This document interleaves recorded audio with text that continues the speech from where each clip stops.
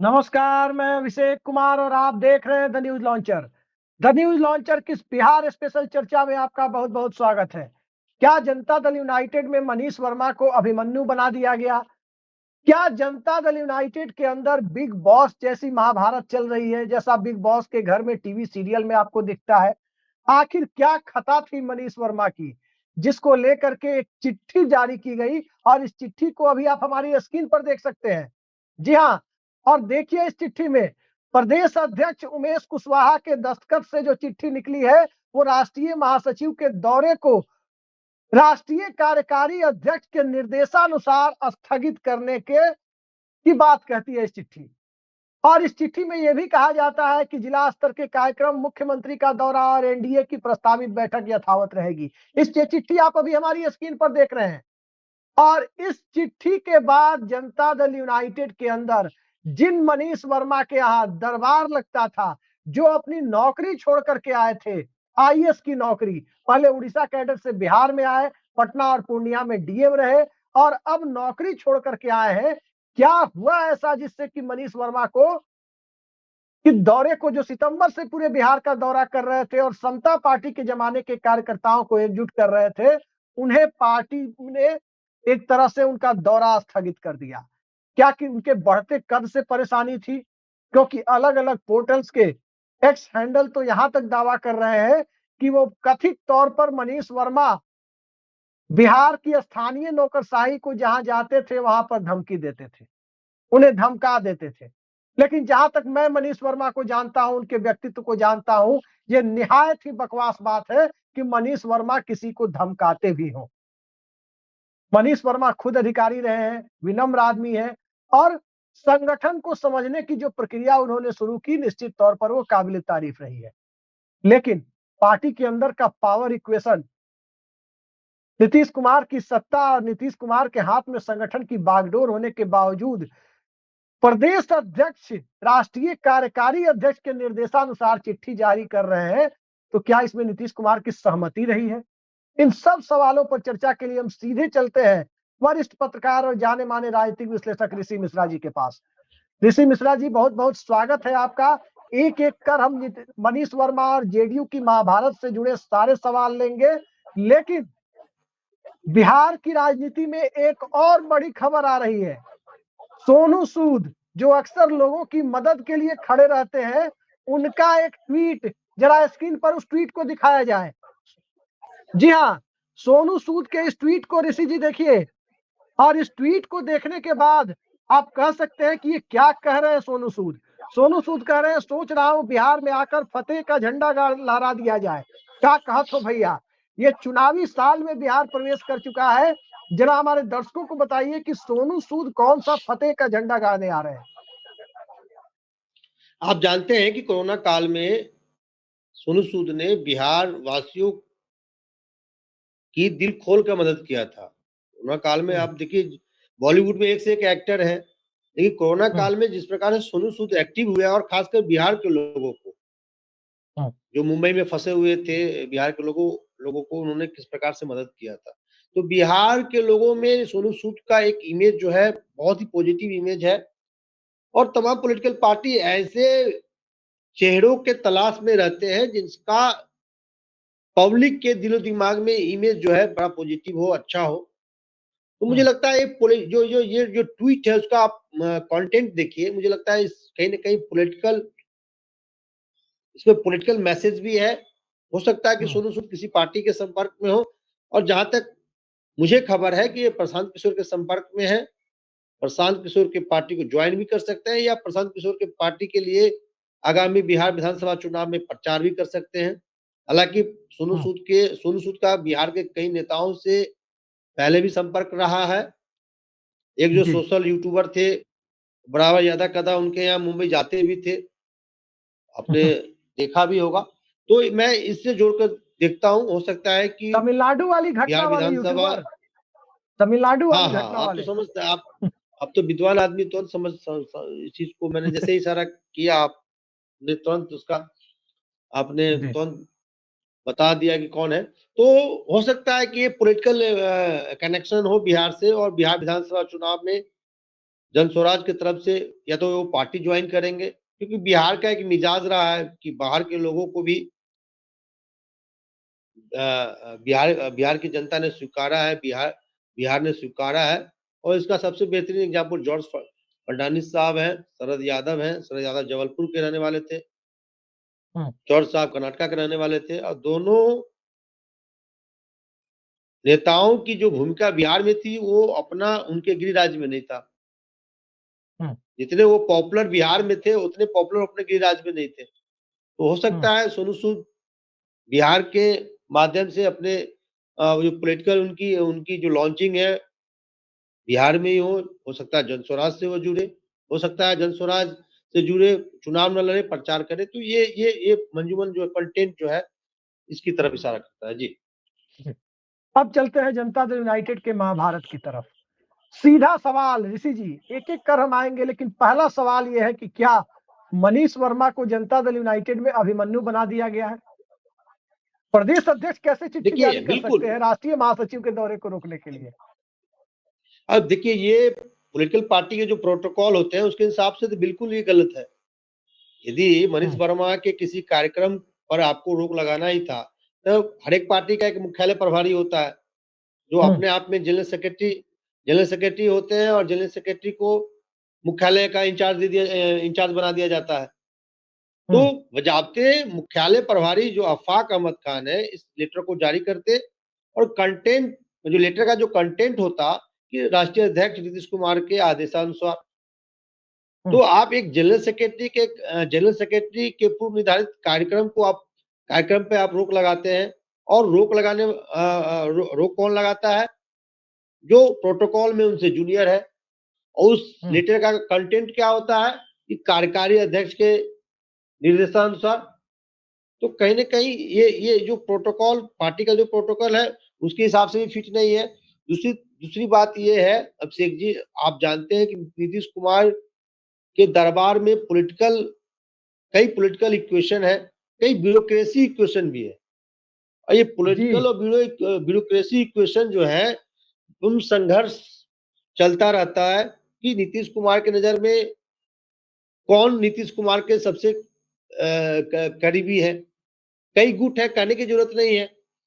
विजय चौधरी का अलग गुट है, अशोक चौधरी का अलग गुट है। अब कुछ दिनों पहले ऐसा लग रहा था कि अशोक चौधरी बिल्कुल दरकिनार कर दिए गए हैं, लेकिन बेलागंज में उन्होंने अपना करिश्मा दिखाया है। जी।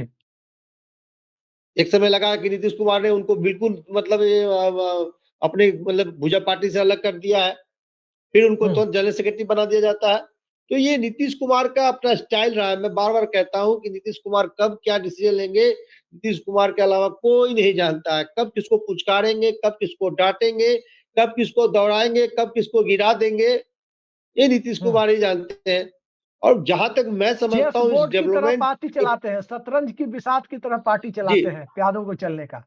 इस डेवलपमेंट के पीछे की जो थ्योरी है उसका मेन पॉइंट ये है कि कहीं न कहीं नीतीश दरबार में, चाहे वो ब्यूरोक्रेसी गुट हो या पॉलिटिकल गुट हो, नीतीश कुमार को समझाने में ये सफल रहे हैं कि मनीष वर्मा जो यात्रा पे निकले हैं, ये अपना इमेज, ये अपना एक नैरेटिव गढ़ रहे हैं कि नीतीश कुमार के बाद पार्टी में कोई है तो वो है मनीष वर्मा। यदि ये समझाने में सफल हो गए होंगे तभी इस प्रकार का कार्रवाई किया गया है, तभी इस प्रकार के कार्यक्रम पे रोक लगाया गया है। नीतीश कुमार कभी भी अपने पैनल में किसी नेता को नहीं आने देना चाहते हैं, चाहे वो आरसीपी सिंह हो, चाहे वो उपेंद्र कुशवाहा हो, चाहे वो ललन सिंह हो। समय समय पे वो छटनी करते रहते हैं। जैसे पेड़ पौधा का नहीं देखते हैं आप, पेड़ टहनी से बहुत निकल जाता है तो उसको छटनी किया जाता है ताकि फिर वो सीधे। तो वही राजनीति में नीतीश कुमार जो छटनी करने में जो है बहुत एक्सपर्ट है।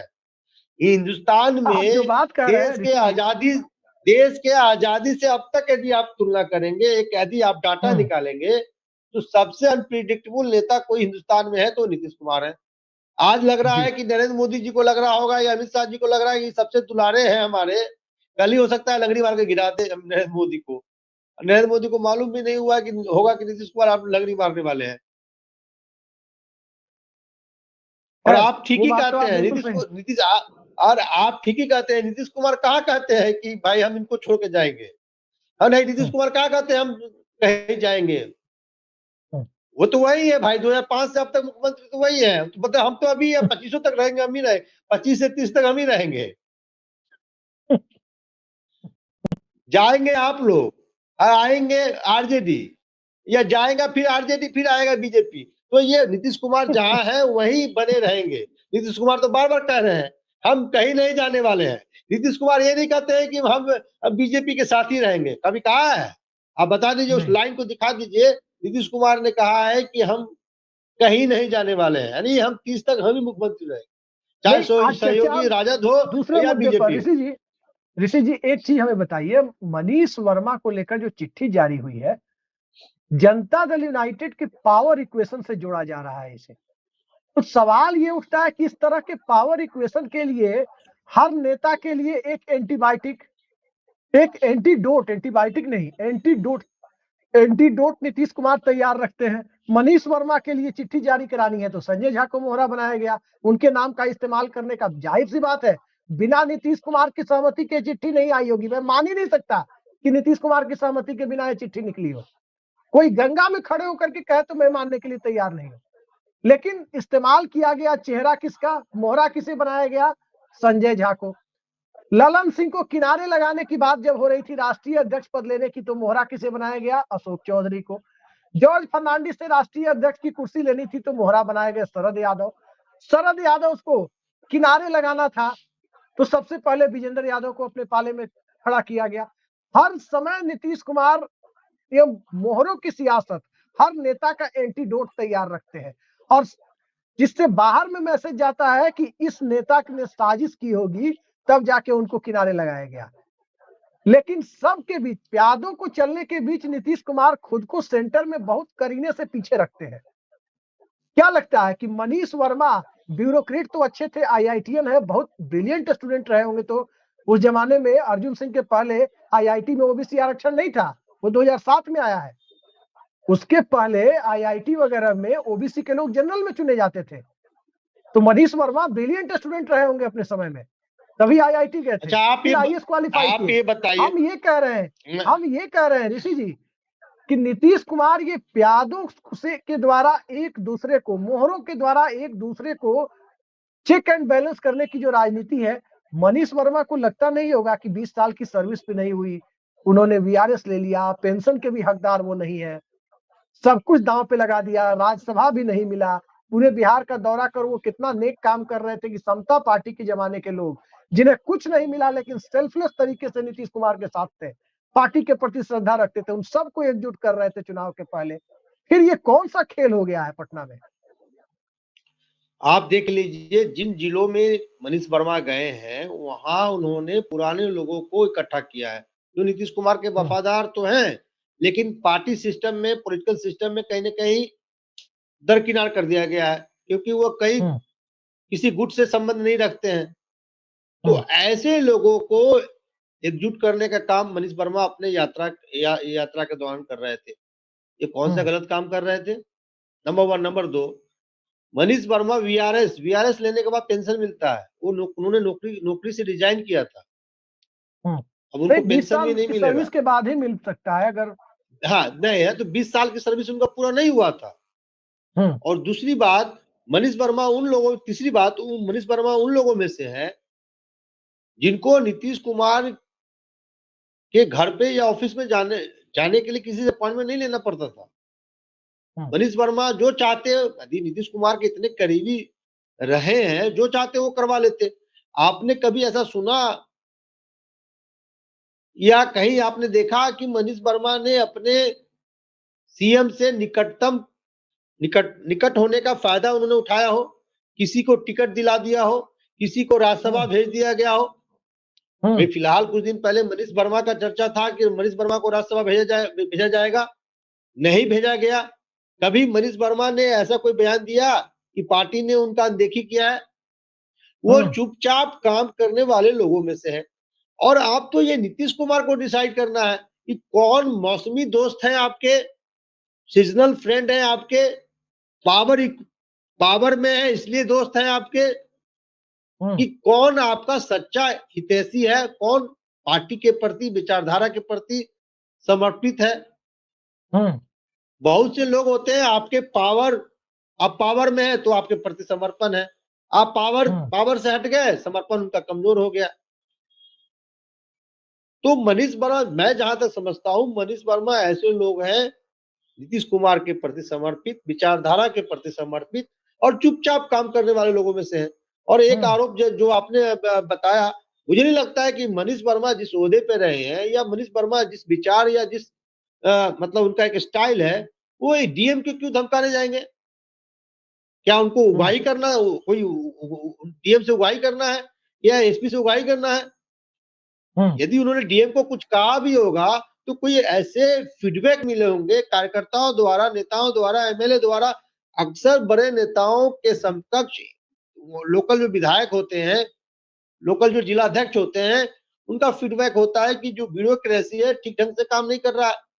तो इस प्रकार का यदि फीडबैक मिलेगा तो ये तो मनीष वर्मा का दायित्व बनता है, क्योंकि वो नीतीश कुमार के एक तरह से शैडो है। और इस प्रकार के डेवलपमेंट में किसी ब्यूरोक्रेसी को समझाना कहां से गलत है, आप मुझे बता दीजिए। हाँ, लेकिन गलत ढंग से कुछ सोशल मीडिया प्लेटफॉर्म ने इसको रखा है। खैर, उस मुद्दे में हम नहीं जाएंगे। मैं उसका भी मैं आपको बता देता हूँ। एक जमाने में अरुण जेटली और सुषमा स्वराज दिल्ली की राजनीति में बहुत एक्टिव हुआ करती थी जी। उमा भारती का भी कद बीजेपी में बढ़ रहा था। उमा भारती जैसे ही केंद्रीय मंत्री बन के आई दिल्ली, ये सुषमा स्वराज, ऐसा कहा जाता है कि सुषमा स्वराज, अरुण जेटली, ये लोग जो है कई संपादकों से उनकी दोस्ती थी। अब कई स्टोरी प्लांट करा दिया जाता था, उमा भारती को लेकर निगेटिव स्टोरी प्लांट कर दिया जाता था जी। तो ये राजनीति में होता है कि कोई एक नेता जो किसी गुट में नहीं है, वो सर्वमान्य नेता के खुद नजदीक है, यदि उनका राजनीति में उफान, मतलब वो अपनी राजनीति के उफान पे है, यदि उनका कद बढ़ रहा है तो दूसरा गुट जो है इस प्रकार के स्टोरी प्लांट करवाते हैं। कई ऐसे चमचे पत्रकार हैं जो अपने नेताओं को खुश करने के लिए इस प्रकार के स्टोरी प्लांट करते हैं।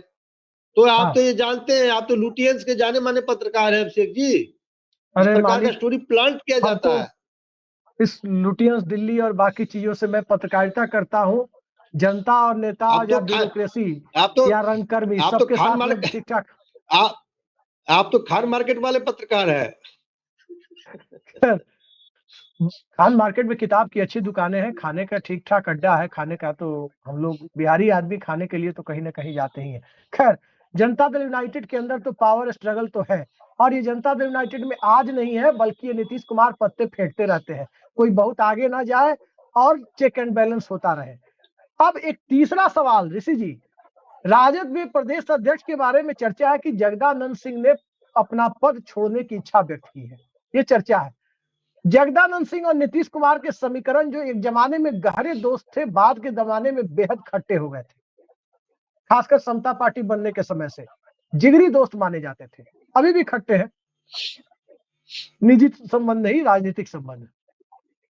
अब कहा जा रहा है कि राष्ट्रीय जनता दल नया प्रदेश अध्यक्ष लाने की तैयारी में है। 4-5 नेताओं का नाम मैंने सुना, लेकिन 2 नेताओं का नाम जो मैंने सुना, नाम लेना उचित नहीं है, अगर वो दोनों नेता में से कोई अध्यक्ष बने तो माना जा रहा है कि राजद और जदयू के तार जुड़ने का सीधा संकेत, मतलब सिर्फ दिनों की बात रह जाएगी। नाम मैं नहीं लेना चाहता, उम्मीद करता हूँ ऋषि जी आप भी सेक्रेसी बनाए रखेंगे नाम को लेकर। एक समस्तीपुर जिले से आते हैं और एक गया जिले से आते हैं, 3 पीढ़ियों से राजनीति में है। ये बताइए, उन दोनों को माना जाता है कि ये नीतीश कुमार का है राजद में, क्योंकि समीकरण है उस इलाके का ऐसा कि वो राजद में ही रहना उनकी मजबूरी है, जहां से वो लड़ते जीतते हैं, लेकिन नीतीश कुमार के बेहद करीबी माने जाते हैं। तो जगदानंद सिंह का रिप्लेसमेंट यदि इन दोनों नेताओं में से कोई एक होता है तो क्या बिहार की राजनीति में विधानसभा चुनाव के पहले ही कुछ हो जाएगा क्या? देखिए, यदि इस प्रकार का कोई खेल है या इस प्रकार का कोई डेवलपमेंट है, हो सकता है। जगदानंद सिंह और समस्तीपुर वाले को भी और गया वालों को भी। आप सुन तो लीजिए, मैं समझ गया। जगदानंद सिंह का नीतीश कुमार से क्या इक्वेशन रहा है, कहने की बात नहीं है। जब अदला बदली हो रहा था तो जगदानंद सिंह ने लालू यादव के सामने नाराजगी प्रकट की थी कि हमें इस बात की जानकारी क्यों नहीं दी गई, ये पब्लिक डोमेन में है। यदि इस प्रकार के डेवलपमेंट होते हैं कि ऐसे नेता को प्रदेश अध्यक्ष बनाया जाता है जिनका नीतीश कुमार से संबंध अच्छे हैं, संकेत तो है। मैं बार बार कह रहा हूं, नीतीश कुमार कब क्या डिसीजन लेंगे कोई नहीं कह सकता है। तमाम दर्शक, कई बार दर्शक हम लोगों के लिए निगेटिव फीडबैक भी देते हैं कि ये लोग जो खबर चलाते हैं वो बिल्कुल सही नहीं होता है। भैया नीतीश कुमार कब क्या डिसीजन लेंगे कहा नहीं जा सकता, लेकिन पत्रकारों का काम है जो संकेत मिलते हैं उसी को रीड आउट करके आपको बताना पर्दे के पीछे। यदि ऐसे प्रदेश अध्यक्ष का चयन करते हैं लालू यादव या तेजस्वी यादव जिनका संबंध नीतीश कुमार से बेहतर है तो संकेत तो है, नंबर 1। नंबर 2, मैंने ही आपके चैनल पे बताया था कि तिरहुत स्नातक विधान पार्षद के लिए जो चुनाव हो रहा है, तिरहुत निर्वाचन क्षेत्र में जो एमएलसी के लिए चुनाव हो रहा है, उसमें जो आपने ग्राउंड पे देखा कि एनडीए का एक महत्वपूर्ण घटक जिसका नेता केंद्र में मिनिस्टर भी है, उनके सलाहकार जो है पर्सनली तमाम लोगों को फोन कर रहे थे कि भैया जेडीयू को वोट नहीं करना है, एक निर्दलीय उम्मीदवार को वोट करना है। तो ये कौन सा गठबंधन है? और मुझे आश्चर्य लगा कि ठीक एक दिन के बाद, मतलब चुनाव से ठीक 1-2 दिन पहले चिराग पासवान अभिषेक कुमार के साथ प्रेस कॉन्फ्रेंस करते हैं। भैया जब सब कुछ ठीक है तो ये बताने की जरूरत क्या है कि मैं अभिषेक के साथ हूँ। अरे अभिषेक झा के साथ, अभिषेक कुमार तो आपके साथ है। अरे भैया अभिषेक झा के ही साथ, समझ लीजिए, इंडिकेशन समझिए। जी, ऐसा प्रेस कॉन्फ्रेंस दिलीप जायसवाल को नहीं करना पड़ता है, लेकिन चिराग पासवान को करना पड़ता है अभिषेक झा के साथ कि भैया अभिषेक झा हमारे छोटे भाई हैं और एलजीपी का पूरा समर्थन है। तो ऐसे जब डेवलपमेंट हो रहे हैं जो साथ में है और पीछे से पीठ में छुरा भोंक रहे हैं, तो नीतीश कुमार को तो जानकारी होगा भैया वो मुख्यमंत्री है, तमाम विभाग, तमाम प्रशासनिक महकमे उन्हीं के अंदर में, गृह विभाग भी उन्हीं के महकमे, उन्हीं के अंदर में है, तो इंटेलिजेंस रिपोर्ट तो होगा ही। अब नीतीश कुमार तो इतने सतर्क हैं कि किसी शादी ब्याह में भी जाते हैं तो पहले इंटेलिजेंस ब्यूरो से पहले कंफर्म कर लेते हैं कि वहां कौन कौन बैठे हैं। एक बार आरसीपी सिंह से नाराज हुए तो उन्होंने तुरंत पता लगवाया कि आरसीपी सिंह मौजूद है या नहीं है। राजद के प्रदेश अध्यक्ष और बिहार में खेला होने के बीच जिन 2 नामों की चर्चा हो रही है कि ये 2 बने तब मामला गड़बड़ है, समस्तीपुर वाले और गया वाले, क्या है मामला? नाम ले लीजिए ना, क्यों डरते हैं? नहीं छोड़ दीजिए, आलोक मेहता, ऐसे मत बोलिए। समस्तीपुर वाले आलोक मेहता और गया वाले सरबजीत सिंह, कुमार क्या नाम है, कथित तौर पर इन्हें नीतीश कुमार का भी बेहद करीबी माना जाता है। ये अच्छा, हम नाम बता देंगे तो तेजस्वी यादव को जानकारी हो जाएगा कि ये नीतीश कुमार करीबी है। अब तेजस्वी यादव को जानकारी नहीं होगा कि आलोक मेहता या कुमार सरबजीत नीतीश कुमार करीबी है। कैसे बात करते हैं अभिषेक जी? जी, तो पत्रकारों का यही दायित्व बनता है कि कोई डेवलपमेंट हो तो उसकी जानकारी लोगों के बीच में रखें, लेकिन राजनीति में कब क्या हो जाएगा ये कहा नहीं जा सकता। जी जी, कोई और सवाल हो आपका तो नहीं, बिहार की राजनीति पर आज जो कुछ भी पक रहा है, चल रहा है, सबसे बड़ा तो जेडीयू के अंदर है, लेकिन इन सब के बीच सोनू सूद ने एक अलग राजनीतिक खेल की संभावनाएं जगा दी है और इन सब के बीच राष्ट्रीय जनता दल का मामला है ही। लेकिन मनीष वर्मा क्या वाकई अभिमन्यु बना दिए गए? और इन सब से आगे जनता दल यूनाइटेड के पावर इक्वेशन के बीच संजय झा के नाम का, पदनाम का इस्तेमाल करके मनीष वर्मा को किनारे किया जाना क्या इस बात का संकेत है कि भविष्य में नीतीश कुमार संजय झा से भी पिंड छुड़ाएंगे, उन्हें भी कमजोर करेंगे? क्योंकि नीतीश कुमार की राजनीति की रवायत रही है कि एक मोहरे को दूसरे मोहरे से काटते हैं और फिर उस मोहरे के लिए एक तीसरा मोहरा भी तैयार करके रखते हैं। और मोहरों के इस खेल में 2 राजनेता नहीं पड़ते हैं बिहार में, विजय चौधरी और वशिष्ठ नारायण सिंह। ये कभी किसी मोहरे को काट छांट करने के खेल में कभी वो पड़ते नहीं है, वो चुपचाप पड़े रहने वाले हैं। तो वो नीतीश कुमार के करीबी है, बिहार में ताकतवर है। जनता दल यूनाइटेड के लोग भी इस बात को जानते हैं कि ये कभी प्यादा नहीं बनते। न प्यादा बनते हैं, न वजीर बनते हैं। सत्ता में वजीर जरूर हो जाते हैं, पार्टी में प्रदेश अध्यक्ष जरूर हो जाते हैं, लेकिन एक मोहरे का इस्तेमाल कर दूसरे मोहरे को किनारे लगाने में वो खुद मोहरा नहीं बनते। लेकिन जो मोहरा बनते हैं, जनता दल यूनाइटेड ने उनका हश्र देखा है। अब देखते हैं मनीष वर्मा की यात्रा को स्थगित किए जाने के पीछे जनता दल यूनाइटेड में जो खेल है, वो खेल किस रूप में है, किस रूप में आगे अब इसका जनता दल यूनाइटेड और बिहार की राजनीति पर प्रभाव पड़ रहा है। बीपीएससी के छात्र आंदोलन कर रहे हैं और बीपीएससी के ठीक सामने बेली रोड में बड़े सरकारी बंगले में मनीष वर्मा भी रहते हैं। तो मनीष वर्मा, बिहार, जनता दल यूनाइटेड और चुनावी साल, इन सब के बीच नीतीश कुमार जिस सामाजिक गुलदस्ते को बना रहे हैं, कहीं मनीष वर्मा को किनारे करने का संदेश देकर वो ये तो नहीं कर रहे कि उनके ऊपर जो कथित रूप से स्वजातीय लोगों को प्रश्रय देने का आरोप है, चुनाव के समय में वो आरोप से मुक्ति मिल जाए और लोग कहें कि नहीं भाई, नीतीश कुमार जातिवाद नहीं करते और नीतीश कुमार सीधे सीधे सबको साथ लेकर चलते हैं। देखिए, संजय झा ज्यादा महत्वपूर्ण है मनीष वर्मा की तुलना में। ये मैसेज चुनाव के समय तो नहीं दे रहे हैं नीतीश कुमार। जाहिर है, इलेक्शन है तो सबका वोट चाहिए। किसी एक जाति या किसी एक समुदाय के वोट से न तो कोई पार्टी सरकार बना सकती है, न ही चला सकती है। तो नीतीश कुमार है, हम सिर्फ आकलन कर सकते हैं। ऋषि मिश्रा जी नीतीश कुमार को बहुत करीबी से जानते हैं, इनका आकलन ज्यादा सटीक होता है, मेरा शायद उतना सटीक ना हो।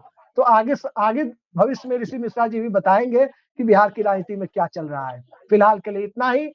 नमस्कार।